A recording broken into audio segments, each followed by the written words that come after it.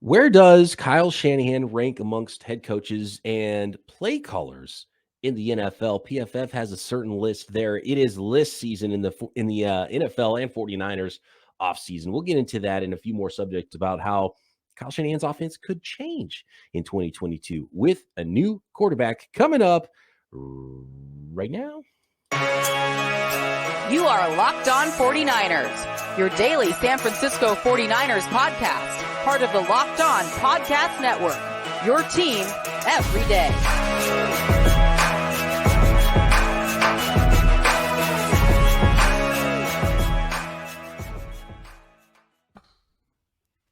Welcome to Locked On 49ers. Brian Peacock and Eric Crocker with you at BD Peacock at Eric_Crocker. Today's episode brought to you by BetOnline. BetOnline has you covered this season with more props, odds, and lines than ever before. BetOnline, where the game starts. At BD Peacock, at Eric_Crocker is where you can find us on Twitter. A couple questions I think that pertain to our conversation today that we might hit from the Twitterverse, and we appreciate all of you that catch us on YouTube every day as well. Make sure you're hitting subscribe, and we love reading your comments there.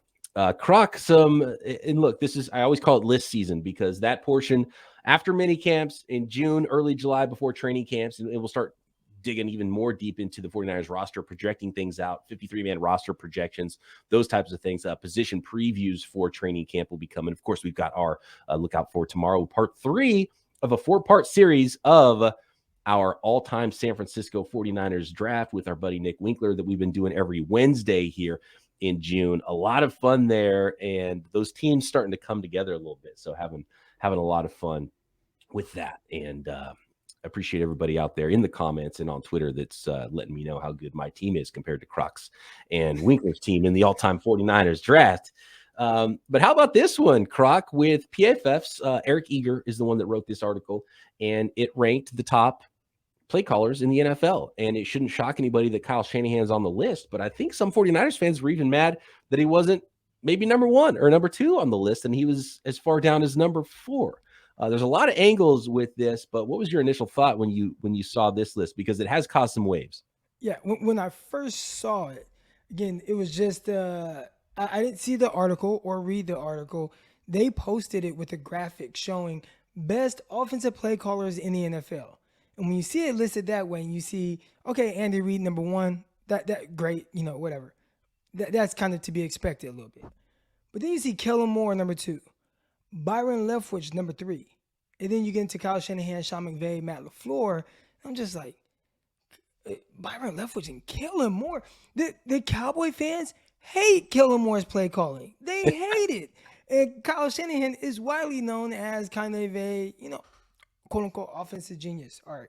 So seeing that initially, I was just like, how can you have Kyle so low when out of these 6 coaches listed, he had I don't want to say the word, because I already got pushback on it by a certain 49er fan that's like, why are you always digging at Jimmy Garoppolo? And I'm like, well, I'm not trying to dig at Jimmy here. It's just clear that Kyle, of the 6 coaches listed here, has the worst of the quarterbacks. And if he had a better quarterback, would he be higher or be viewed differently on this list? So that was just kind of my thoughts on it. But when you get into reading the article, I see the angle they took, and I was wrong.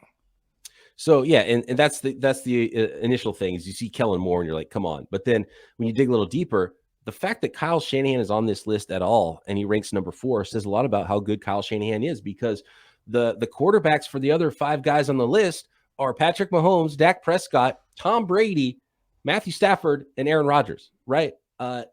The only non-Hall of Famer probably on that list is Jimmy Garoppolo. That's and like I know there's a lot of people that love Jimmy Garoppolo, and he gets a bad rap, I think, from some fans because he's not one of those other 5 guys. But that just shows you how good Kyle Shanahan is. So I don't hate he's not in this. that tier, and that's how I would look at it, right? Because Jimmy's not like a 5th or 6th tier type quarterback. Like he's a legit starting NFL quarterback who you clearly can win games with. So I don't want it to come off as if you're, like he said, like I'm taking a dig at Jimmy, but I'm just stating the obvious here. He's not in the same tier as the other guys with these other coaches that are listed over Kyle Shanahan. Yep, absolutely. So 49ers fans should not take offense to that list. And there's a reason those guys on there. I think the big one was the Kellen Moore, though. And you mentioned that a little bit. And even the author of those rankings, Eric Eager, who's a smart guy, does a lot of good work at PFF. And, I'm not going to sit here and defend PFF all day. And there's some bad lists that come out. And, I used to do some work with PFF as well. So, but that doesn't mean I'm going to defend every single thing they do. But you have to realize when you see these lists, and I think the social media folks over at PFF, if anybody I have a gripe with, it's them. Put the link to the article so people can get the context of this list. You're just throwing out a list. And I think they did that's maybe right. What they want. Yeah. In the sense of, content creators, you put the list out. That obviously is going to draw most of the attention. You do want them to eventually click on it, but you at least want to start the conversation. I think they did an amazing job at that, because if you look at the tweet, over 1,000 quote tweets, over 4,500 likes. And then you get to the article and there's, and also the comments, which let me see if I can see. I would assume about 1,000 comments, right? There's like 934 right there, probably 1,000 comments. So they got tons of interaction and engagement on that. And then you get to the link and there's like 5 comments, 3 retweets, 10 likes. So it's drastically less. But I do think that a lot of people that are curious as to why they would rank things the way that they did will click on the link, as have I. And most people don't, and just see it and call the guy an idiot, which is why there was some, he had to defend it a little bit. And he went at it a little bit with our guy, Akash Anavarathan, who's a friend of the program, does work over at Niners Nation. And it's funny because Akash made a great argument, even with, having the worst quarterback of those top 6. Akash made a great point, is that Shanahan should probably be even better and still should be higher than Kellen Moore, probably, because the 49ers finished with a better versus the Cowboys, a better EPA per play, drop back EPA, rush EPA, offensive DVOA, passing DVOA, rushing DVOA. And Eric Eager's response to a lot of it, because a lot of 49ers fans say, hey, the Niners beat the Cowboys in the playoffs, and so how could one guy rank over the other? And Eric, is like, look, I'm looking for a bigger sample. You can't just go off of one game. So I get all of those viewpoints, and he points to some other reasons. The Cowboys offense was better success rate, drop back success rate, had 6 more points per game, and some of those things. So that was the back and forth going on Twitter, and from the author of the article, who gets put in a bad spot because more people see the tweet than actually go and read the article and get the context. But the context is important with a lot of these things. And there was another article that PFF had just a couple of weeks ago that talked about not so much the play calling, but the head coach, and how many wins is a head coach adding to his football team. And it had Cliff Kingsbury over Kyle Shanahan. And even our guy, the host of Locked On Cardinals, was appalled and aghast that Cliff Kingsbury's at, because he's been wanting to fire Cliff Kingsbury for a while. Shout out to Alex Clancy. But you have to look at the methodology. And in the one that was talking about head coaches a couple of weeks ago, you have to read the article and find out, because the way PFF does things. And so there's 2 different types of lists too. The way PFF does things is it's data driven. And so you put in ABC and it spits out to you, okay, when you have these inputs, the output is XYZ.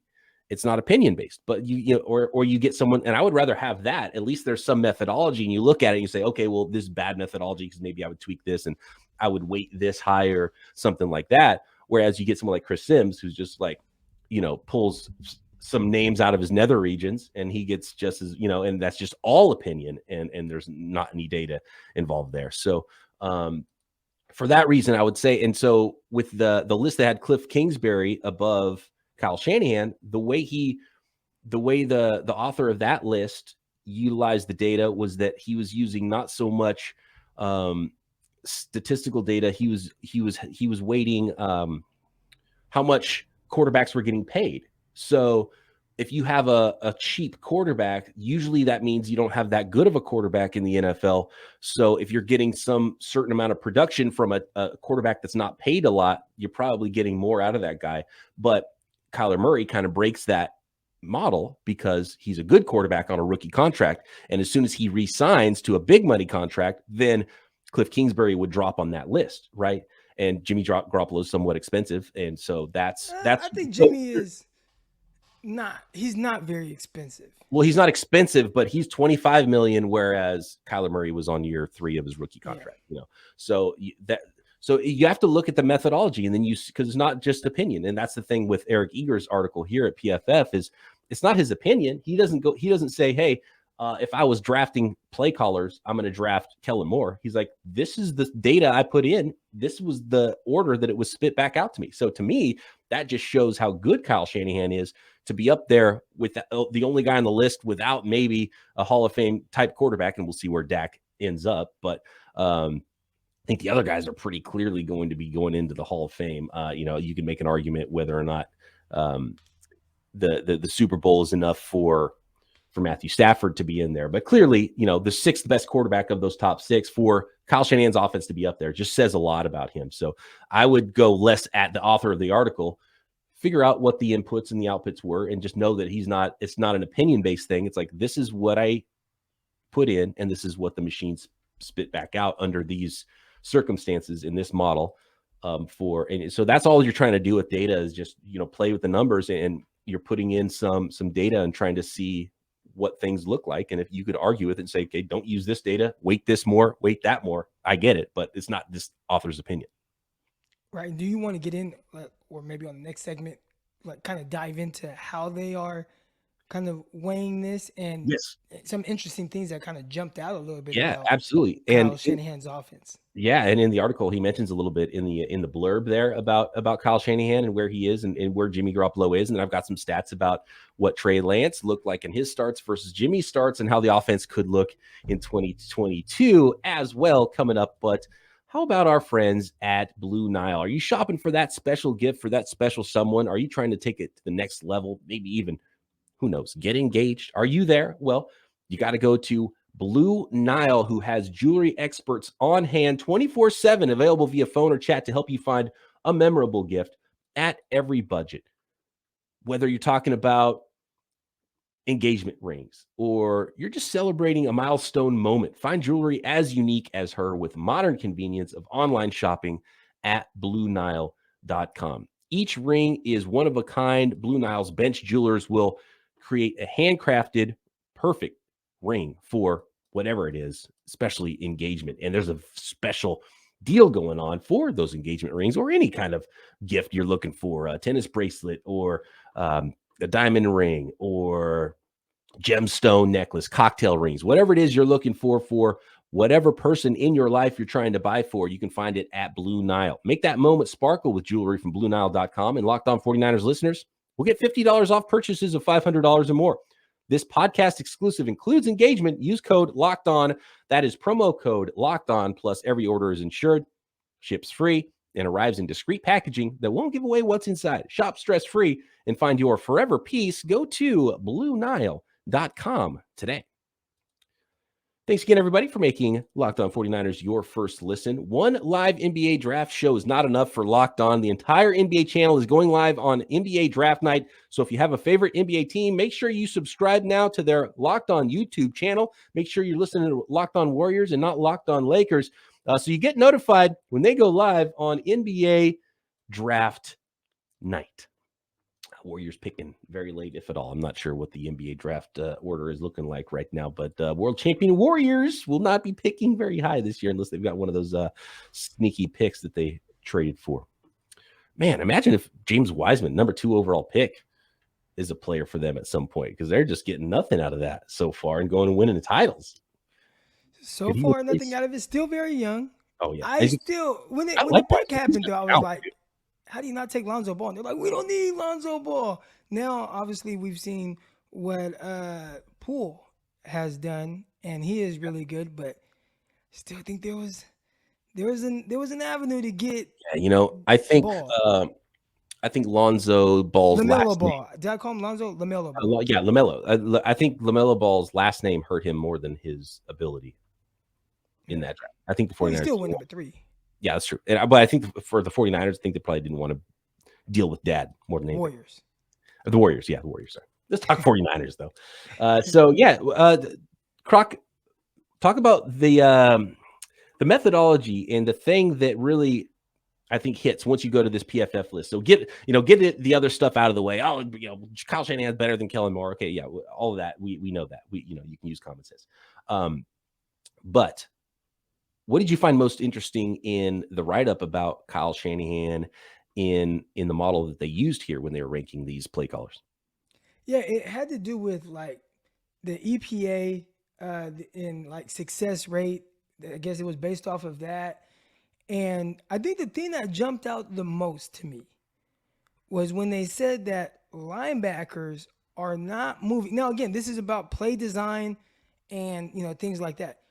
Linebackers, which the 49ers, a lot of stuff is, run heavy with what they do, a lot of run action. So you would assume that linebackers are flowing with the offense. Then all of a sudden it's like, psych, we got a bootleg going on here. That's not what was going on. They weren't moving the linebackers. They weren't going with the flow of the offense. It was just, okay, if it is a run, then we'll react.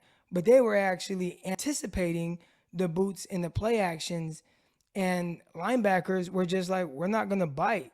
And I would have thought if you just, if I were talking to someone about Kyle Shanahan's offense, I would say it would be the complete opposite with that.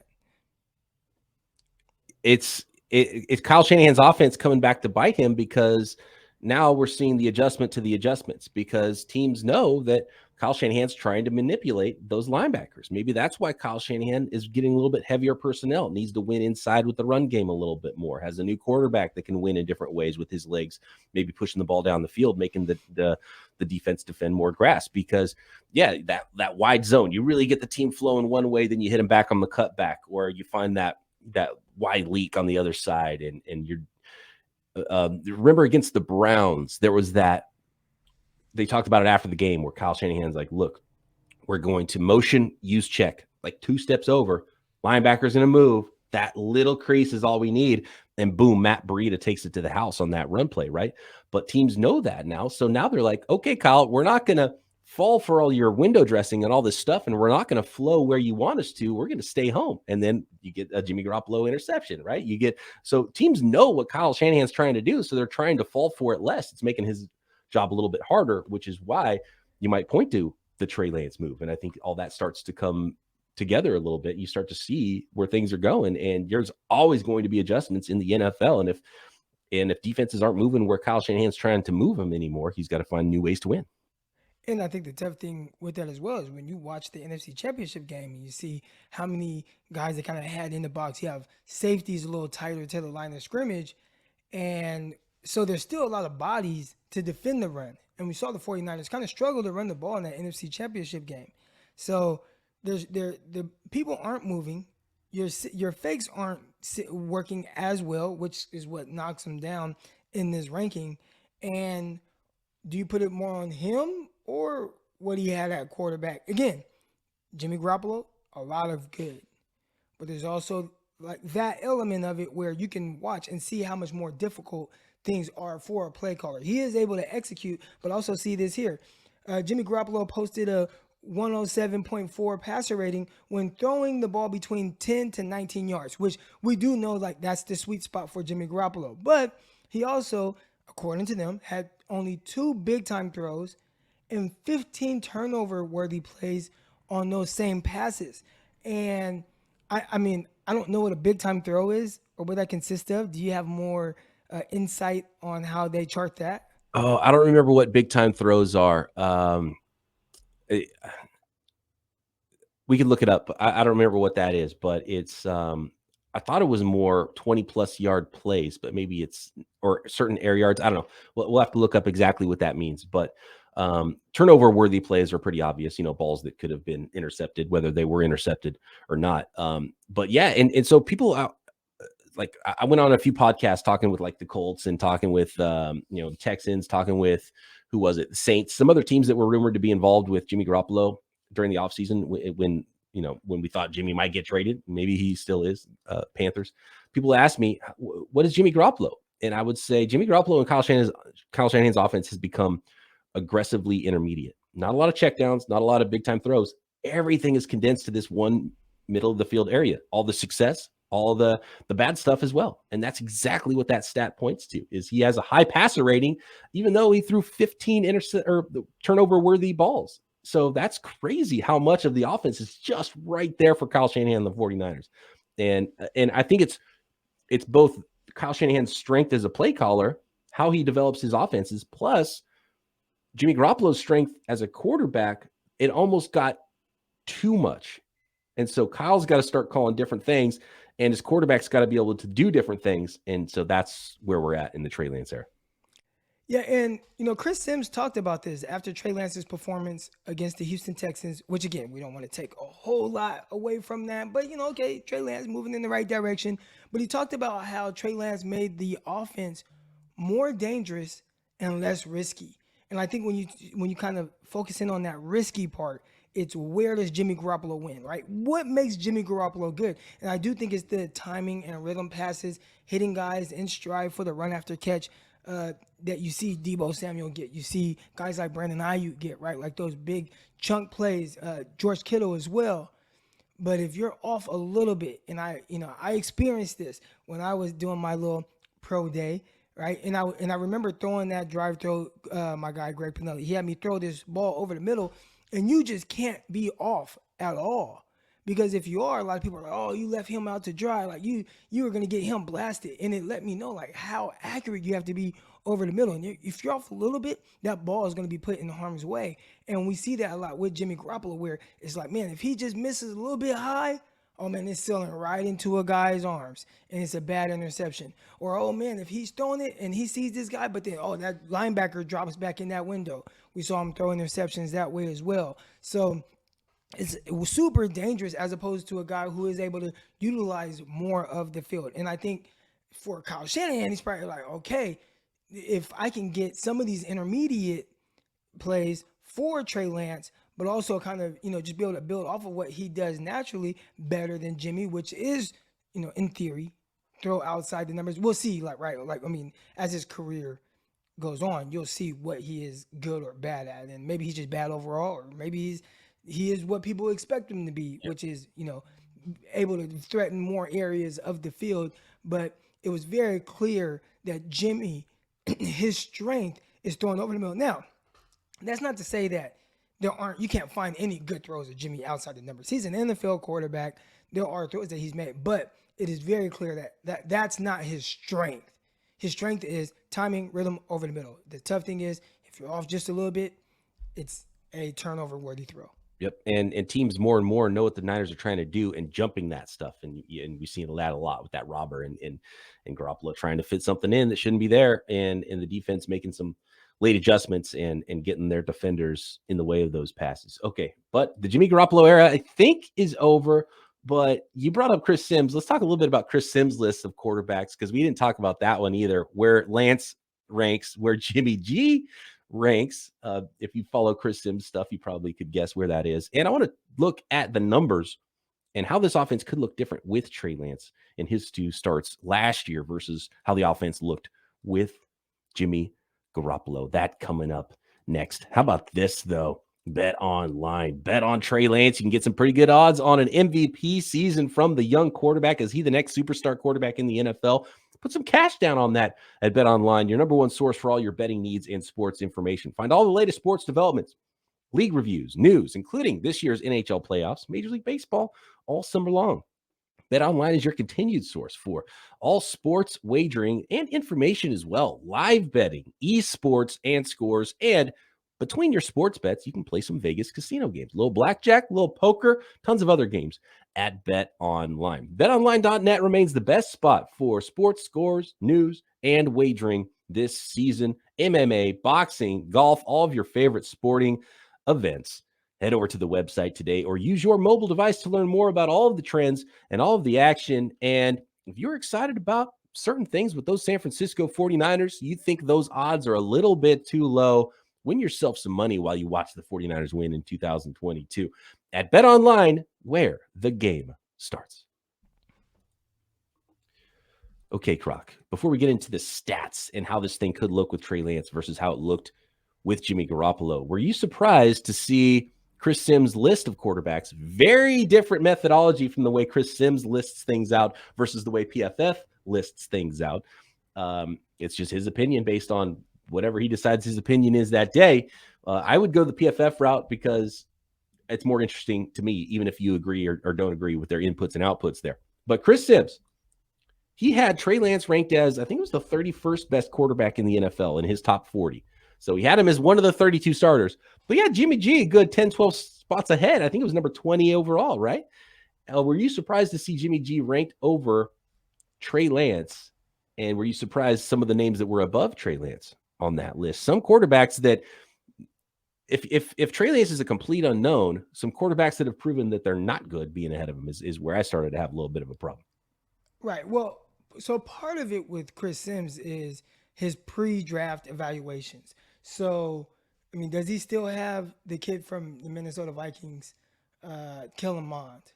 Where is he at on this list? I'm looking. Okay, I don't see Kellen Mond. So maybe he hasn't jumped all the way off of the bridge here. But, yeah. So he did move Trey Lance over one of his quarterbacks. I think Trey Lance was ranked 6th in his rookie quarterback rankings last year. Right. Okay, but yeah, he was 6th. And Mond was ahead of him. So he dropped Mond 5th. down. But yeah, he had Kellen Mond well ahead of Trey Lance. But you look at some of his rankings and, Davis Mills at 35, where you have Daniel Jones at 21. Right now, for me, I would take Davis Mills over Daniel Jones. Me too. Wrong? Like, so when you start talking about guys who have proven and shown you, like, I'm not that guy, Daniel Jones is that guy. Now, Trey Lance, if I had some, preconceived pause with him, right? Okay, we'll see. I don't know if he did anything last year to move me off of that. So I could see how someone that didn't necessarily think the world of him heading into the season after 2 games that he played in, was like, oh yeah, let me bump him up over all these other guys. So at 31, with guys like Jared Goff ahead of him, Tua ahead of him, even Marcus Mariota, which, he showed you some stuff. I think that's more so of just knowing 100% who they are, as opposed to Trey Lance, where, yeah, he can definitely be better than this. And I'm pretty sure Chris Sims, one thing about Chris Sims, he's not going to stick to this long. Like, once he finds out, oh, okay, Trey Lance, this guy can play, he'll bump him up even higher than Jimmy Garoppolo. But I definitely can see how you would have Jimmy Garoppolo over Trey Lance right now because, well, he's won 74% of his games or whatever it is. So you know that. Like, that's there. Even if you want to do better than him or get better and you hope that Trey Lance is better, I would say right now the unknown with Trey Lance would definitely have him bumped down a little bit lower than Jimmy Garoppolo. Yeah. And even in the small sample of unknownness, I'd probably put someone like Trey Lance or Justin Fields or whoever over Daniel Jones, because there's enough known that I would still take the unknown and the upside over the known. And, you can put Jimmy Garoppolo into that category if you want as well. But 2 completely different methodologies there. And so just remember, when you see a ranking, don't overreact to it. Don't get worked up by some national media pundits' rankings. Find out why they ranked the stuff, the quarterback, the coach, where it was, and then you can, have a better idea of why that happened and what it actually means that you're seeing in some of those rankings. And that's why I like the data-driven ones with PFF a little bit more, even if you don't agree with them, because they're less opinion-based. And I know Croc likes Chris Sims stuff a little bit more than I do. I kind of just don't pay attention. He likes to flap his gums a lot, and it's like, okay, you're talking a lot. I'm not getting a lot of substance. I haven't listened to him as much anymore, and not for any particular reason. I don't know why I haven't. So I'm not like before. I felt like when it was him and Adam Lefkoe, it was really good, like conversation and nice back and forth between a former player and someone who's a legit host. And Lefkoe has this entertainment value to him. Yeah. But since leaving, I don't know. I mean, I was listening before, and just now, maybe I'm just too busy. Yeah. And I have other podcasts I kind of have as my go-to. And a lot of my times I spend listening to like business podcasts. So I don't listen to Chris Sims much anymore. I haven't heard anything on his quarterback rankings at all. I haven't heard not one word of what he has said about it. I'm looking at it though, and Yeah, it's funny. The combination of Kyle Shanahan and Jimmy Garoppolo, how it's become so aggressively intermediate. That's kind of what the combination of Chris Sims and Florio over at Pro Football Talk is now, because Florio loves the the dramatic, and it's like throw some crazy list out there, and like, so I think the combination of Sims, I think maybe it was better with Lefko because he was a different style of a vibe there, and it's like whatever, they're fine. I'm not crushing any of those guys, but I usually don't worry about Sims rankings too much. And I think, how about this? Are Kyle Shanahan and Chris Sims on the outs? Because it's clear that Shanahan's not giving Sims any information. That's very clear, but I feel like they disagree more than I would expect for two friends, and maybe they don't even talk that much, because if you talk to an NFL head coach, you would feel like that would seep into your thought process a little bit. So either they're not talking, or Sims doesn't care when Kyle Shanahan tells him something about they the have league. matching tattoos or something like that, or tattoos of each other's initials. So, like, you're friends forever after you do that. There is no falling out. Like, that's for life now. Okay, real quick here. Trey Lance's 2 starts last year, he was 31 of 52, which is just a hair under 60% passing, 441 yards, 2 touchdowns, 2 interceptions, and he had 24 carries for 120 yards. So the 49ers are obviously, partly because of the quarterback, more run heavy, a 54% run rate in those Lance starts versus when Jimmy Garoppolo was under center, which was a 48% run rate. How about this nugget? A whopping 66.7% of Lance's carries in his 2 starts were designed run plays and not scrambles. And, a lot of that is because his first start was just so designed run heavy.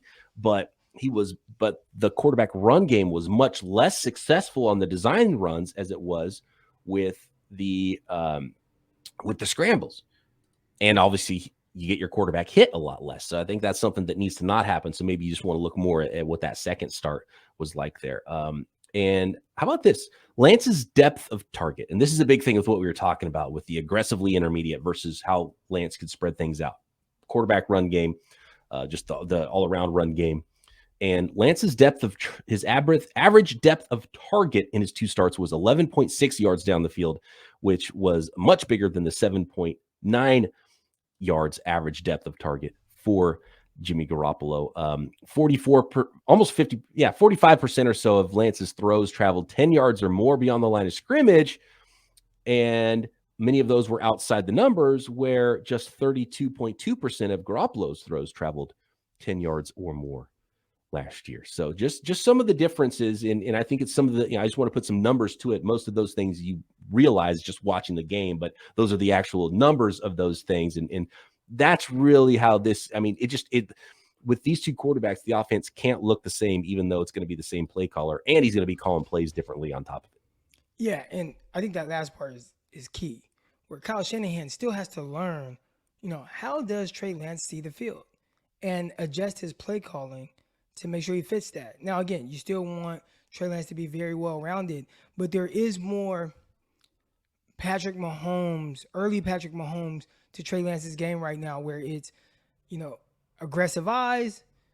I'm going to make plays off of that, off script, as opposed to get the ball out of my hands right now. Now, Patrick Mahomes, teams have gone towards playing more too high against Kansas City Chiefs. So he definitely has had to learn how to be a more, I don't even want to say a dink and dunk quarterback, but it's like, okay, they're going to give me these 7-yard passes, then okay, I'm going to take it. And they're kind of forcing him to kind of throw underneath and win in that way, but he's still going to bring you the shot plays as well, as opposed to maybe Jimmy Garoppolo. And again, I don't want to dunk on Jimmy, but he's kind of forced to play a certain way because that's just how he sees the field.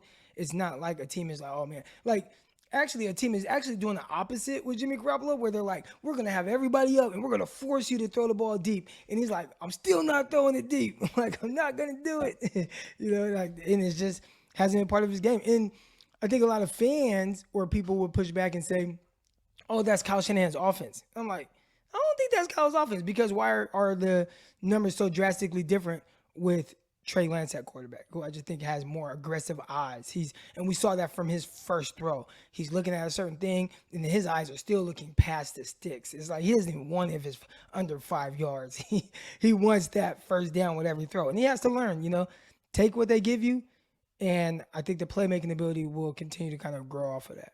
Yep, it's going to be fun to watch Trey Lance grow and Kyle Shanahan grow in that offense. It's going to be different because it's different. If you want to use the data terms, it's different inputs and outputs now. So different inputs to give you different outputs there with the 49ers offense and Trey Lance. One thing he's got to improve on, though, is getting the ball out a little bit quicker. part of the depth of target is how long the plays are lasting, creating. He's always going to have that. But if you can get the efficient stuff out, get the balls out early when the first read is there, then have the other stuff on top of it when that first read, second read is not there, now you're cooking. And so that could be a process. Young quarterback. It's going to be a lot of fun, though, to watch that grow in 2022. We're out of time here. Thanks, everybody, for making Locked On 49ers your first listen. For your second listen, check out Croc doing Locked On NFL Draft. I'm doing the Peacock and Williamson NFL show daily here on the network. Tons of other great content. Make sure you are subscribed, not only on your favorite podcast provider, but on YouTube as well. And tune in tomorrow for part 3 of the all-time San Francisco 49ers draft. We're getting a little bit deeper into that thing beyond round 10 now. Croc versus me versus our buddy Wink on another Winky Wednesday. All-time 49ers draft tomorrow. Talk to you then right here. Locked On 49ers.